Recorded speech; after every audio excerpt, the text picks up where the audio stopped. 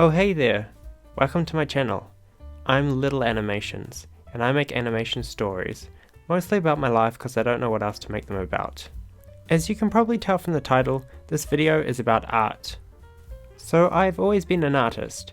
Ever since I was small, or at least in kindergarten, I would draw pictures. My mum always said I was talented in art because my drawings in kindergarten were not just blobs with stick legs and a face. I actually drew the arms and legs, but look at me now. Maybe I need to go back to kindergarten. Anyway, skipping ahead, I guess I was always one of the best in my class at art, although I think there were always people better than me. I remember this fish I drew when I was 11. I was pretty proud of that fish, mainly because my art teacher kept saying I was doing a great job on it. My mum even put it up on our wall for a good 10 years with my other art that accumulated over the years. Anyway, I'm just going to make a little story tangent here and talk about the fact that I suffer from anxiety just a tad. Actually a lot. I have for a long time, well, at least since I started growing up. Probably not all that uncommon. I'm a pretty shy person, so I always kept to myself in class. Anyway, when I was 16, I had a really scary art teacher.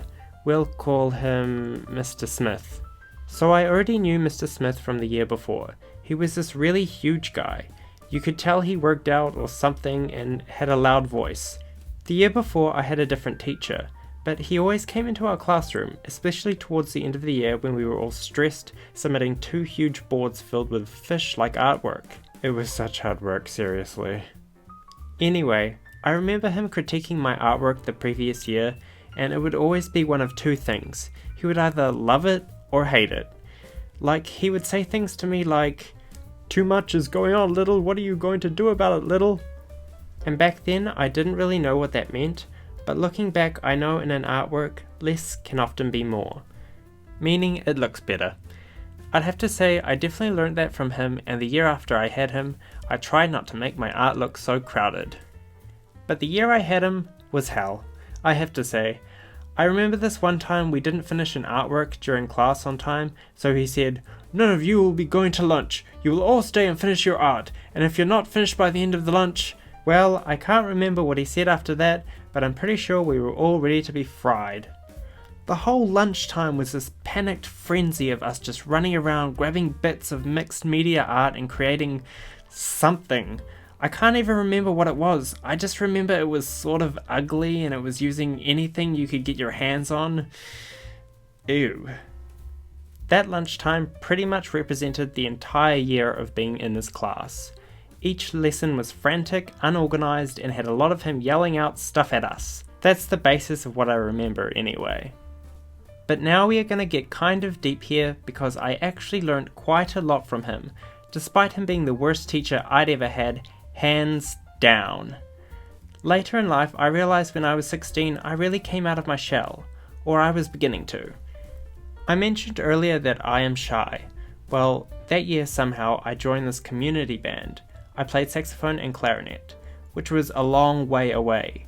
I went to this national band competition with them where I had to wear this interesting white uniform with a blue bow tie. Schnazzy. Also, I went to band camp that year and somehow I was elected to be a leader of the band. I was one of the older students then, and music is another subject I am really good at. I actually got a degree in music, but putting that aside, I never thought I would be the leader of anything at that age, and be good at it. But I was, and it was fun. Looking back, I think the sole reason I came out of my shell that year was because of Mr. Smith. All of his nagging and growling somehow made me a stronger person. I've learned a lesson now that I think when you're at your worst, like you're stressed and anxious and life is like a roller coaster, I think those are actually some really important times because it's like the process of you becoming a more resilient person, like stronger and able to stand up to more Mr. Smiths in life and achieve more and be more confident. Sadly, my anxiety got worse after that year again, so I guess the moral of the story is if you have a Mr. Smith in your life, just know he's not all that bad.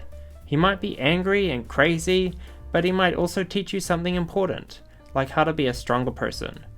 I actually think he taught me the most valuable life lesson of any of the teachers I had in school. So I guess I have to say, thank you, Mr. Smith. Thank you for the life lessons. And yeah, that's the video. 2010 was actually a good year. Do any of you guys suffer from anxiety? It's a pretty difficult thing to handle, I know. Just remember to breathe. You got this. Life can be tough, especially in these times. But I guess in the words of Kelly Clarkson, what doesn't kill you makes you stronger. I know you can do it.